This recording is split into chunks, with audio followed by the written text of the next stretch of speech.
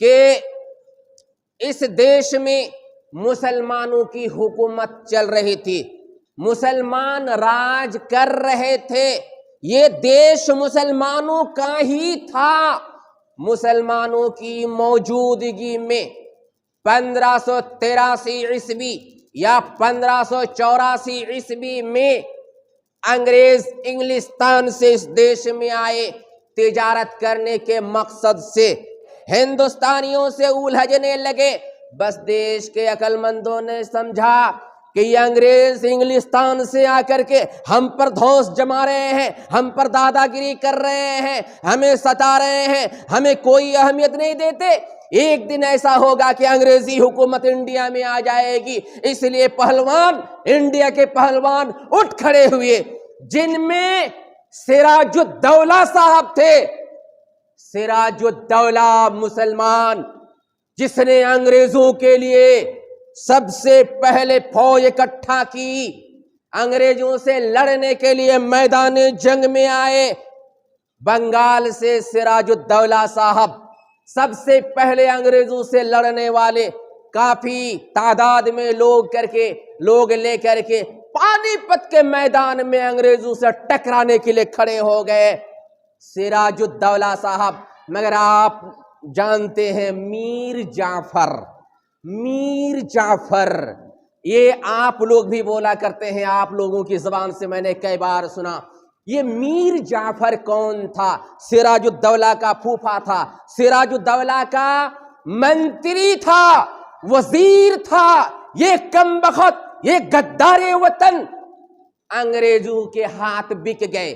انگریزوں کا شوچالیہ اور لیٹرنگ صاف کرنے کے لیے انگریزوں کا شکاری کتا بنا، انگریزوں کے ہاتھ مل کر کے بادشاہ سراج الدولہ کے بارے میں سب کچھ بتا دیا، ایسے ایسے حملہ کیجئے گا، سراج الدولہ ہار جائے گا۔ ایسا ہی ہوا، انگریزوں سے مقابلہ چالو، بھانڈا پھوڑ رکھا تھا میر جعفر نے۔ سراج الدولہ کی ہار ہو جاتی ہے، انگریزوں کی جیت ہو جاتی ہے، سراج الدولہ میدان میں شہید کر دیے جاتے ہیں 22 جون 1757 عیسوی میں، اور بنگال میں انگریزوں کا راج چلنے لگتا ہے۔ اگر میر جعفر یہ غداری نہیں کرتا تو سراج الدولہ کی ہار نہیں ہوتی، اسی دن انگریز انڈیا چھوڑ دیتا۔ مگر کیا کریں، مجھے اپنوں نے لوٹا، غیروں میں کیا دم تھا، میری کشتی وہیں ڈوبی جہاں پانی کم تھا۔ یہ میر جعفر کی غداری کی وجہ سے سراج الدولہ کی ہار ہوتی ہے، اور بنگال انگریزوں کے ہاتھ میں چلا جاتا ہے۔ چالو انڈیا جانا، انگریزوں کے ہاتھ میں انڈیا جانا چالو۔ اب انگریزوں کی موج کڑی ہو گئی، بنگال ہمیں مل چکا، اب پھر آہستہ آہستہ ہم پورے ہندوستان کو اپنے قبضے میں لے لیں گے۔ مگر انڈیا کی سرزمین میں ابھی بھی بہادر موجود تھے، ایک پر ایک بہادر موجود تھے جو انگریزوں کے دانت کھٹے کر سکتے تھے، جن میں ٹیپو سلطان شہید رحمت اللہ علیہ میسور کی سرزمین میں موجود تھے۔ ٹیپو سلطان شہید رحمت اللہ علیہ کا نام سن کر کے انگریزی ایوانوں میں بھونچال آ جاتا تھا۔ ان کے نام سے یہ ڈرتے تھے، کانپتے تھے، لرزتے تھے۔ اور ٹیپو سلطان مسلمان تھے، یاد رکھنا چاہیے، مسلمان تھے۔ ٹیپو سلطان کی دھاک انگریزوں پر اتنی زیادہ بیٹھی ہوئی تھی کہ انگریزی عورتیں ٹیپو سلطان کا نام لے کر کے انگریزی بچوں کو بہلاتی تھی، خاموش کرتی تھی، بیٹا خاموش ورنہ ٹیپو سلطان آ جائے گا، ورنہ ٹیپو سلطان آ جائے گا، اس طرح سے خاموش کرتی تھی۔ مگر افسوس افسوس، کیا کہیں کیا بتائیں، ٹیپو سلطان رحمت اللہ علیہ کے ساتھ بھی وہی دھوکہ دھڑی ہو رہی ہے۔ ٹیپو سلطان کے وزیر منتری ان کا ساتھ نہیں دیتے ہیں، انگریزوں کے ہاتھ بک جاتے ہیں، انگریزوں کے پالتو اور شکاری کتے بن جاتے ہیں، انگریزوں کا ٹوائلٹ اور باتھ روم صاف کرنے کے لیے کیا بتاؤں، انگریزوں کے ہاتھ ان کے وزیر منتری بک گئے۔ ٹیپو سلطان کا ساتھ انہوں نے چھوڑ دیا۔ اب ٹیپو سلطان کرے تو کیا کرے، सीधे साथ, और मंत्री वगैरह सब अंग्रेज के साथ मिल गए, बिक करके, घूस खा खा करके। अचानक टीपू सुल्तान पर हमला होता है।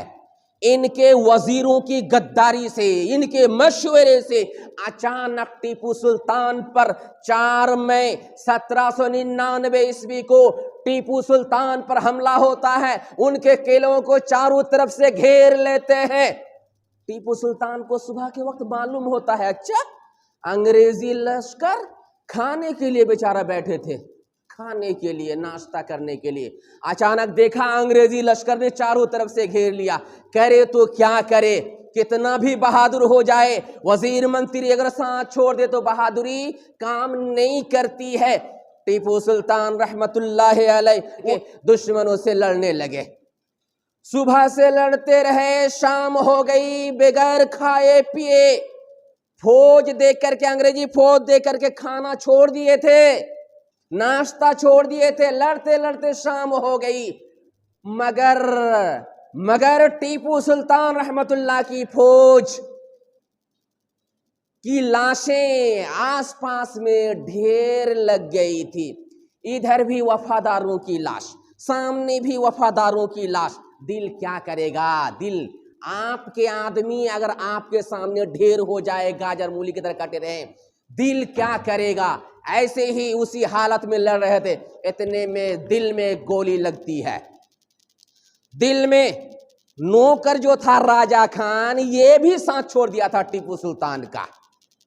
दिल में गोली लगती है, जितने में आप गिर पड़ते हैं, आप गिर जाते हैं, दुश्मन आपको मार डालने के लिए दौड़ पड़ते हैं। इतने में आपको नजर आती है कि दुश्मन मेरी तरफ आ रहा है। उसी हालत में खड़े हो गए और कई अंग्रेजी भेड़िए को उसी हालत में जहन्नम भेज दिए। फिर कनपट्टी पर एक गोली लगी और हमेशा के लिए अल्लाह के प्यारे हो गए। उसके बाद अंग्रेजी कमांडर, जिसका नाम जनरल हारिस था, आपकी लाश के पास आया और बोला, आज से इंडिया हमारा, आज से इंडिया हमारा। जरा सोचिए, अंग्रेजों से लड़ने वाले दूसरे नंबर पे कौन थे?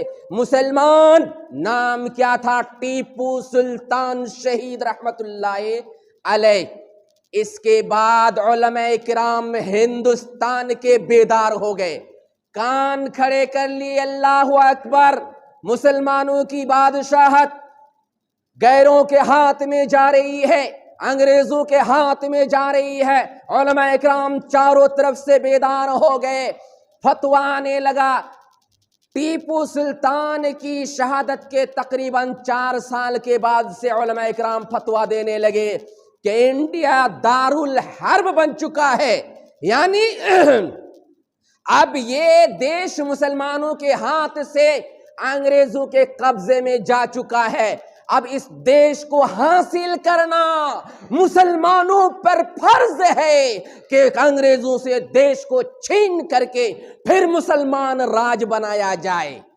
कौन ज्यादा मेहनत करेंगे? आपका झोला लेकर के कोई चोर भागने लगे, सबसे ज्यादा आप दौड़िएगा उसके पीछे, ना हम दौड़ेंगे? बताइए। आपके बैग में सब्जी है, पैसे हैं, सब कुछ है, कोई आदमी लेकर के भागना शुरू कर रहा है, हम ज्यादा भागेंगे उसको पकड़ने के लिए या आप? ये देश मुसलमानों का था, मुसलमानों के पास से अंग्रेज छीन रहे थे, ज्यादा मेहनत कौन करेंगे? मुसलमान ही तो करेंगे। मुसलमानों ने की, उलमाए किराम बेदार हो गए।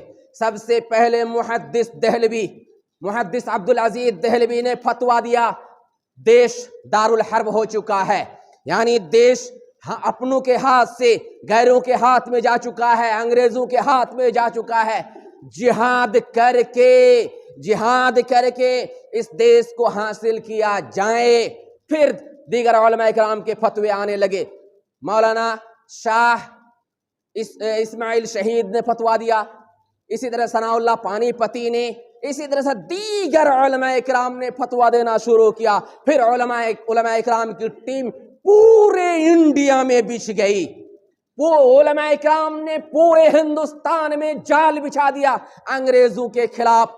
جسے وہابی تحریک کہتے ہیں. وہابی، ہم لوگوں کو وہابی بھی کہا جاتا ہے. وہابی تحریک کہتے ہیں.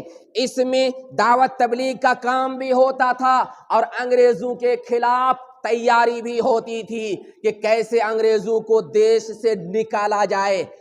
اس تحریک سے انگریز بہت ڈرے ہوئے تھے، بہت زیادہ ڈرے ہوئے تھے. اس وجہ سے اس تحریک میں کام کرنے والے لوگوں کو انگریز اتنی بھیانک سزا دیتے تھے کہ روح کانپ اٹھتی ہے، روح کانپ اٹھتی ہے. علماء کرام کو پکڑ پکڑ کر کے ان کے ناخن ایسے اتار لیتے تھے چمٹے سے. علماء کرام کو پکڑ پکڑ کر کے ان کے بدن میں سوئی چبھوتے تھے. علماء کرام کو اور اس دیش کے لیے کام کرنے والے لوگوں کو الٹے لٹکا کر کے ظالم انگریز نیچے سے آگ سلگا دیا کرتے تھے. ایسے ایسے ہمارے مسلمانوں نے، علماء کرام نے انڈیا کو آزاد کیا ہے. آپ اگر دیکھنا چاہتے ہیں کتاب میں تو آپ جو ہے ڈاکٹر قیام الدین احمد کی ایک کتاب وہابی موومنٹ ان انڈیا جو انگریزی میں ہے دیکھ سکتے ہیں. اس کا ترجمہ بھی ہو چکا ہے اردو میں کہ ہندوستان میں وہابی تحریک، ہندوستان میں وہابی تحریک اردو میں ترجمہ ہو چکا ہے. اس کو آپ دیکھ سکتے ہیں. انگریزی کمانڈر کی ایک کتاب ہے، انگریزی کمانڈر ڈبلو ہنٹر کی انڈینس مسلمز، جس کا ترجمہ بھی اردو میں آ چکا ہے. ڈاکٹر صادق حسین نے اردو میں ترجمہ کیا ہے. ہمارے ہندوستانی مسلمان کیسے کیسے انگریزوں نے ستایا مسلمانوں کو آپ کتابوں میں دیکھ سکتے ہیں.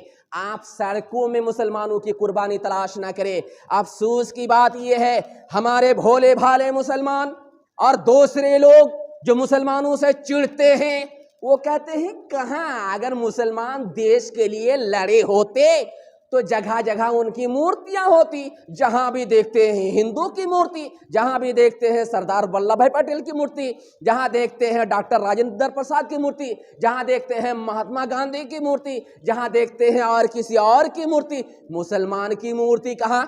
اللہ کے بندو، مسلمان نہ مورتی کی پوجا پاٹ کرتے ہیں نہ مورتی بنانے کی اجازت دیتے. اگر مسلمانوں میں مورتی کی بات ہوتی محمد الرسول اللہ کی مورتی ہوتی، ابوبکر صدیق کی مورتی ہوتی، حضرت عمر فاروق کی مورتی ہوتی، حضرت علی کی مورتی ہوتی، عثمان غنی کی مورتی ہوتی، سارے انبیاء اکرام کی مورتی ہوتی، سارے صحابہ اکرام کی مورتی ہوتی.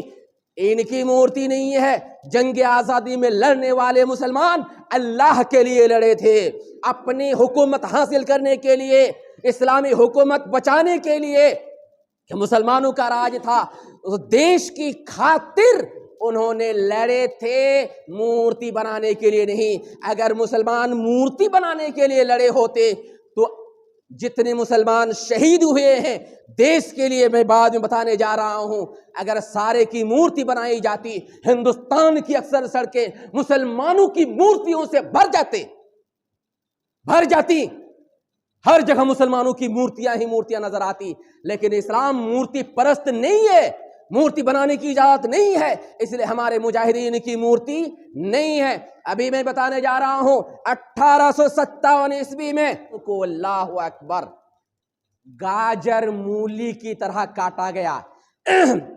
ایک ہندو پنڈت میوارام گپتا مسلمانوں کے سلسلے میں کتاب لکھتے. پنڈت میوارام کی کتاب کا نام ہے مسلم مجاہدین. اس کے صفحہ نمبر 230 پر پنڈت جی لکھتے ہیں کہ 1857 عیسوی میں 5,55,000 مسلمانوں کو ذبح کیا گیا، جن میں 55,000 صرف علماء اکرام تھے. 55,000 علماء اکرام تھے. یہ ہندو پنڈت لکھتے ہیں. انڈیا کی آزادی کی خاطر لکھی جانے والی تمام تاریخی کتابوں میں یہ بات موجود ہے کہ میرٹھ سے لے کر کے دہلی کے چاندنی چوک تک مسلمان علماء کو روڈ کے کنارے پھانسی دی گئی. یعنی میرٹھ سے لے کر کے دہلی کے چاندنی چوک تک جتنے بھی درخت ہیں روڈ کے کنارے، سارے درختوں پر مسلم علماء کو لٹکایا گیا تھا، پھانسی دی گئی تھی، اس دیش کے آزاد کرانے میں ساتھ دینے کی وجہ سے۔ آپ کیسے سمجھ رہے ہیں کہ ہم نے دیش کے لیے کچھ نہیں کیا؟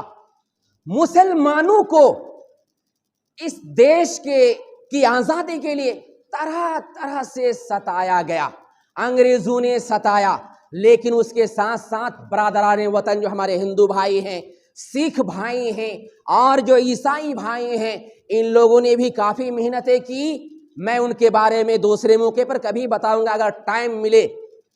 تو کالا پانی کی سزائیں دیش کے پہلوانوں کو دی گئی جو دیش کو آزاد کرنے کے لیے محنت کرتے تھے۔ یہ کالا پانی کی سزا کیا ہے؟ انڈمان نکوبار میں انگریزوں نے دیش کے پہلوانوں کو سزا دینے کے لیے ایک جیل بنائی، ایک قید خانہ بنایا جس کا نام سیلولر جیل رکھا، جن کے چاروں طرف پانی ہی پانی تھا۔ اس جیل میں دیش کے لوگوں کو پکڑ پکڑ کر کے بند کرتے تھے اور بیڑیوں سے جکڑ کر کے رکھتے تھے۔ ایک روم میں ایک آدمی کو رکھا جاتا تھا، علماء کرام کو بھی رکھا جاتا تھا، چاہے جو بھی ہو ان کو وہاں پہ لے جا کر کے بند کر دیتے تھے۔ کھانے کے لیے جو دیا جاتا تھا اس میں دھول مٹی ملا کر کے کھلاتے تھے، بھیانک سزائیں دیتے تھے۔ اسی طرح سے ان سے بھاری بھاری کام لیا جاتا تھا، اگر بیچارہ کام نہیں کر پاتا تھا بے دردی کے ساتھ مارتے تھے۔ کتنے لوگ اس مار کی تاب نہ لا کر کے شہید ہو گئے۔ ان میں ہمارے علماء کرام بھی موجود تھے جنہوں نے کالا پانی کی سزائیں برداشت کی، جیسے مولانا جعفر تھانی سری صاحب، مولانا عبد الرحیم صادق پوری صاحب، مولانا حسین احمد مدنی صاحب، مولانا فضل حق خیر آبادی صاحب، مولانا احمد اللہ مدرسی صاحب، اسی طرح سے مولانا محمود احمد دیوبندی صاحب۔ ان علماء کرام کو کالا پانی کی سزائیں دی گئی ہے۔ آزادی کے شیروں میں، پہلوانوں میں مولانا ابوالکلام آزاد کا بھی نام آتا ہے، خان عبدالغفار خان کا بھی نام آتا ہے، اشفاق اللہ خان کا بھی نام آتا ہے، اسی طرح سے کپتان عباس علی کا نام آتا ہے، تین سیف الدین کا نام آتا ہے۔ یہ تینوں سیف الدین ڈاکٹر تھے، ایک ڈاکٹر سیف الدین صاحب کچلو، ایک ڈاکٹر سیف الدین صاحب قادری، ایک ڈاکٹر سیف الدین صاحب حیدرآبادی۔ اسی طرح سے کیا کہتے ہیں، یہ بھگت سنگھ کا کیس لڑنے والا وکیل بیرسٹر آصف علی کا نام آتا ہے۔ یہ سب مسلمان تھے۔ کیسے آپ جہم کر رہے ہیں؟ کیسے آپ کہہ رہے ہیں کہ مسلمانوں کا دیش کی آزادی میں کوئی حصہ